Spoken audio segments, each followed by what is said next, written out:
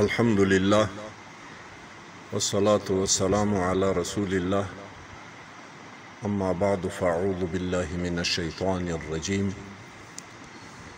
بسم الله الرحمن الرحيم. وعلم آدم الأسماء كلها الآية. صدق الله العظيم. مؤمنان ورونو د سورة بقره د 11 آیت مضمون د سره شریکوم.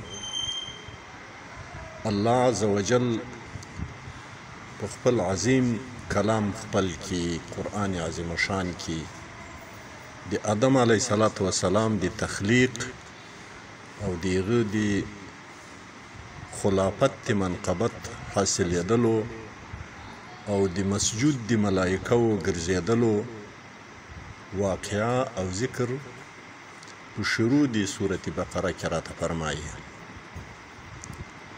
او په دې کې موږ ته الله عز وجل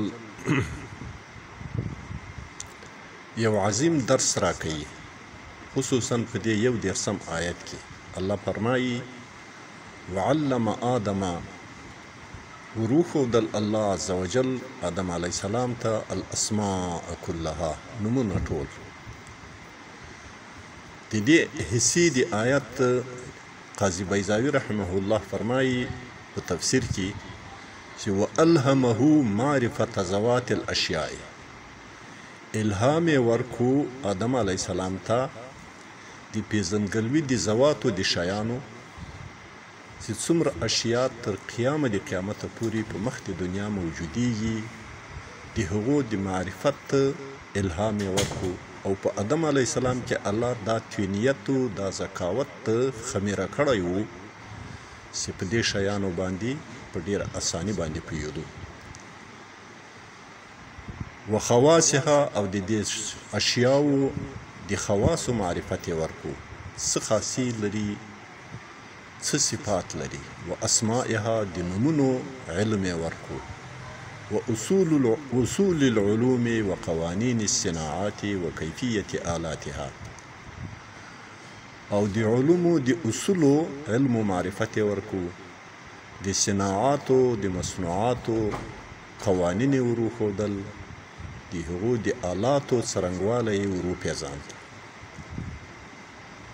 ثم عرضهم، بیا الله عز وجل عرض کړل هم دغه مسمیات د اسماو علی الملائکة، په ملائکو باندې.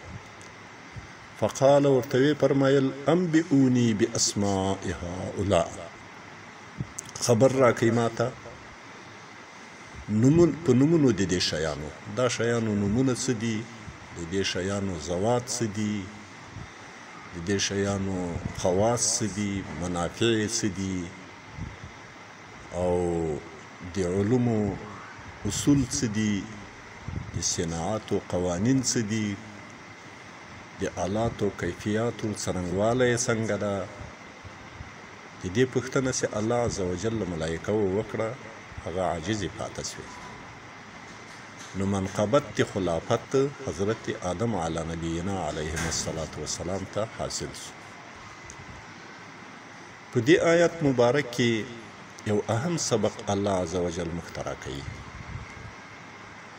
هغه دا راښیي او هغه عندیه چې له ډېر قدیم زمانه څخه د مسلمانانو په منځ کې د کفارو د قسم خوړلیو دښمنانو له طرفه اشاعه سوې ده چې ساینسي علومو، تکویني علومو، معاملاتي علوم دا د دین برخه نه دي، دا دینی علوم نه دي، شرعي علوم نه دي، او دا چې ډېره لویه درجه پیدا کړي نو صرف په مباح بسي، نور د دې علومو هیڅ اهمیت نشته په اسلام کې.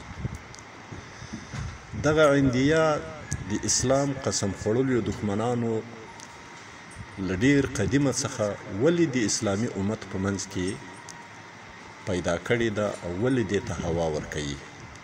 دا د دې دپاره چې دا مسلمان امت د ځان غلام وساتي، لاسپتوی وساتي، او هغه له دې علومو څخه محروم کړي، او وسایل د ژوند و وسایل د باداري دا دوی ترلاسه کړي په دنیا کې، او بیا به طبیعي طور باندې دوی د هغو خدمتګاران وي، هغو ته به محتاج وي او دوی چې څه غواړي هغه به بیا کېږي.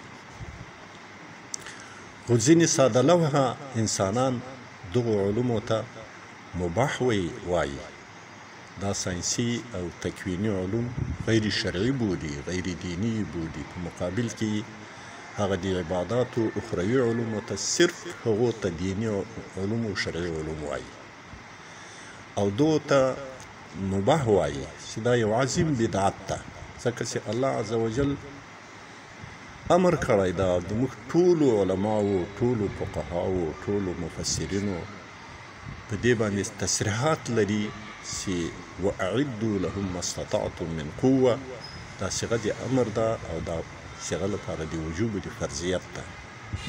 او دا واعدوا لهم ما استطعتم کې په دې اعداد په تکویني علومو، په ساینسي علومو سره د دښمن په مقابل کې پیدا کیږي. قوت او طاقت څوک دی قطبي په حواشیو کې نشي جوړولای چې ډرون طیارې جوړې کړي او پیشرفته جنگي جیټونه جوړ کړي، هلیکاپټرې جوړې کړي، سمندري بحري جنگي جهازونه اوبتلونه جوړ کړي او دا پیشرفته وسایل جوړ کړي. دا یو ځان ته فن ده او ځان ته علم ده، یو اهم علم ده او خاصو مسلمانانو چې ولات دي امور دي په هغو باندې فرض عین ده او په نسبت سره ټول امت ته فرض کفایي ده. به هر حال دغه علم ده فرض. نو یو فرض علم ته څوک مباح وایي یا مستحب ورته وایي یا سنت ورته وایي، دا یو عظیم بدعت ده، یو عظیم تحریف ده په دین کې. دا دوی په دین کې یو تحریف کوي، ځکه چې خدای تعالی په دین کې چې یو حکم فرض وي او یو بنده، یو جاهل انسان راپورته کېږي هغه ته مباح وایي، نو دا د خدای تعالی په دین کې یو تحریف ده.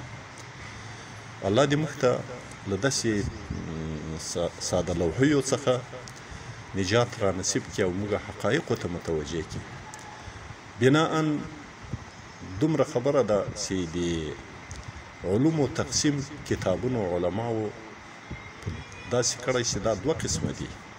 یو اخروي علوم دي چې عبادات محضه دي او یو دنیوي علوم دي چې هغه تکویني، معاملاتي او ساینسي علوم دي.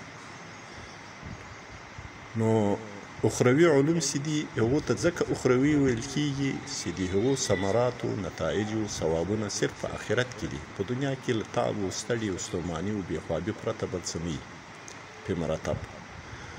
او دا دنیوي علوم چې کوم شرعي علوم دي، دیني علوم دي، په شریعت کې د هغو ثبوت و جواز ده، بلکې اوامر موجود دي په نصوصو، په د قرآن کریم په آیاتونو کې مصطلحات او عبارات موجود دي. دغه علومو ته دنیوي علوم ویل کېږي. شرعي دي، قرآني دي، اسلامي دي، دیني دي، خو دنیوي دي. نتایج په دنیا کې ښکاره کېږي، رابرسېره کېږي. نو په دې لحاظ باندې چې د دوی ثمرات او نتیجې په دنیا کې مرتبېږي، په باندې دوی ته دنیوي علوم ویل کېږي. او دا علوم هم همدغسې اهمیت لري، د الله په نزد باندې اهمیت لري، د شریعت په نزد اهمیت لري، د الله په کتاب کې اهمیت لري، لکه څرنګه چې اخروي علوم لري. او یو عمومي اصل دا ده چې انما الاعمال بالنیات. رسول الله صلی الله علیه وسلم خپل امت ته داسې یو قانون ښودلی ده چې عملونه ټول په نیت باندې دي. که چېرته نیت په یو عمل کې، په یو علم په حصول کې منفعت د مخلوق د الله او رضا د الله مقصودي، نو هغه یو بهترین عبادت جوړیږي، د آخرت لپاره ثواب هم جوړیږي او د دنیا هغه کوم اثرات و مفادات چې پرې مرتب دي هغه خو به طبیعي طور باندې پرې باندې مرتب کیږي. او که چېرته نیت کې اصلاح نه وي، که څه هم په عبادتي او اخروي علومو باندې یو څوک ټول عمر مصروف وي، په ورځ د محشر باندې به په صحیح حدیث کې راغلي دي چې لږ جملې د هغو دریو کسانو څخه به وي چې اول به د اور تسجیر و تسعیر د ده په واسطه باندې کېږي. دی به سرنګونو، مهانو، مزلل طور باندې تر ویښتانو نیول کېږي او په جهنم کې به غورځول کېږي. که دی هر څو وایي چې زه خو قاري د قرآن وم، زه خو حافظ د قرآن وم، زه خو عالم د دین وم، ما خو تدریسونه او تعلیمونه کول، زه خو شیخ الحدیث وم، الله ورته وایي کذبته، ته درواغ وایې، تا د نفس د چاغولو دپاره دا کارونه کړي وو، ما دې تا نفس ښه در چاغ کړی و، د ما دپاره دې څه کړي دي. نو هغه څه نه وي، ولې نیت فاسد و، نو دی به جهنم ته لویږي. نو په دیني علومو د قرآن په قرائت کې، د قرآن په حفظ کې، د قرآن په علومو کې چې څوک اخروي علوم حاصلوي، په هغو کې د یو انسان په فساد د نیت سره دغه حالت ته، نو بیا په دنیوي علومو کې هم چې نیت فاسدي او نیت غلطي، صحیح ده چې هغه سایه یا بس او هدر ده. اما که چېرته نیت اصلاحي، نو همدغه تکویني او ساینسي علوم دا د عبادت وسیله او د الله د رضا ذریعه جوړیږي. التاجر الصدوق الامین یحشر مع النبیین، صادق تاجر به له نبیانو سره راپورته کېږي. نو نبیانو سره پورته کېدل خو د تجارت په واسطه باندې راپورته کېږي. تجارت خو ځان ته منفعت کړی ده، دا خو یو دیني دنیوي علم ده، دا خو یو دنیوي عمل ده. بناء دا علوم هم دینی دي، هم شرعي دي، هم اسلامي دي، هم قرآني دي، او په هیڅ صورت باندې دا له نظر لویدلي یا مباح یا مستحب علوم نه دي، بلکې فرضي علوم دي. د وخت مطابق دا فرضي علوم دي. د قرآن عظیم شان تعلیمات مخترع ښیي. حضرت نوح وعلى نبینا علیهم الصلاة والسلام ته الله عز وجل امر کوي وصنع الفلک باعیننا ووحینا، د ما تر سترګو لاندې د موږ تر له امره سره سم کشتۍ جوړه کړه. نو کشتۍ خو یو صنعت و، دا خو یو ساینسي علم ده، یو تکویني علم ده. نو دا خدای تعالی په قرآن کې امر کړی، او خپل اولو العزم پیغمبر آدم ثانی حضرت نوح علیه السلام ته امر کړی. داود علیه السلام ته الله تعالی فرمایي ان اعمل سابغات وقدر فی السرد، د زغرو کار شروع که او په ناپو اندازه کې ښه دقت کوه. نو الله ورته وایي چې دا عمل کوه، سابغات کوه، او فرمایي وعلمناه صنعة لبوس.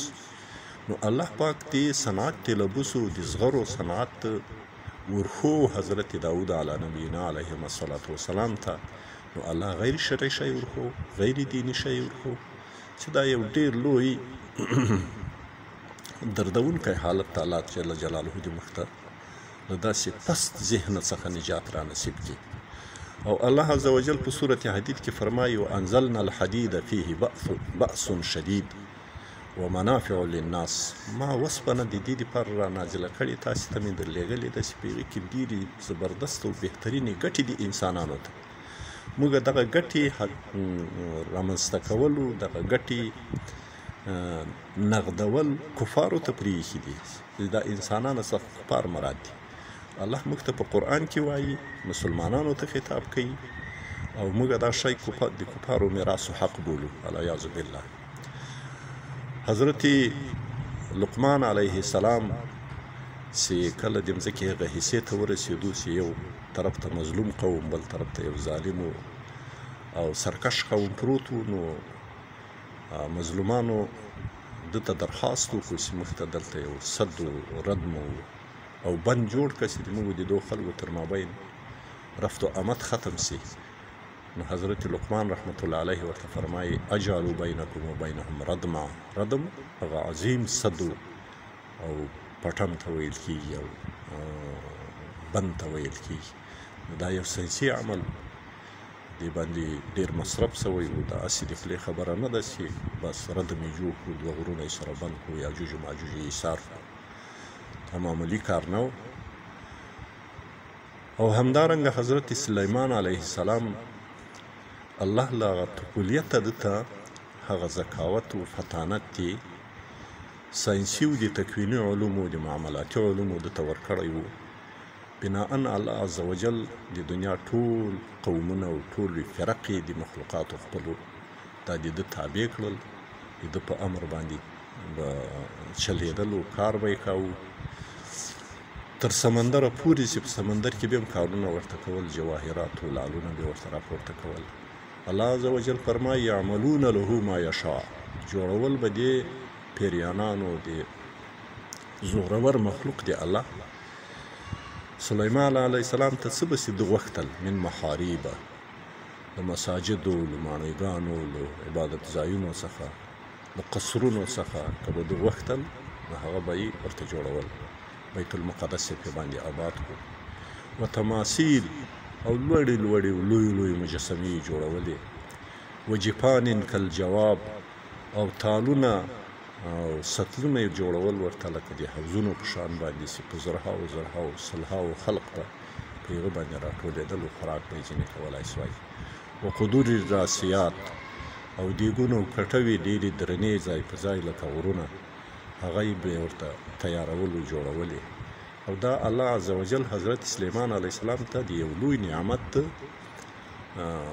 وګاڼو او احسان یې ورته وګاڼو ورته فرمایي اعملو آل داود شکرا ای د داود کورنۍ د دې احسان د الله شکرانه ادا کوي بناءً دغه علوم شرعي دي دیني دي اسلامي دي قرآني دي او فرض علوم دي فرضو ته مباح ویل فرضو ته مستحب علم ویل دا لوی بدعت جاری کول دي په دین کې لوی تصرف ته په دین کې لوی تحریف ته په دین کې خصوصا هغه څوک چې نسبت علم کوي ځان ته ډېر باید دې ته متوجه وي الله دې موږ ته صحیح علم او صحیح فهم په دین او په شریعت او په قرآن باندې رانصیب د نړۍ هر غافل په اذان ویښوم زه بلال خوب ولی جهان ویښوم زه بلال خوب ولی جهان ویښوم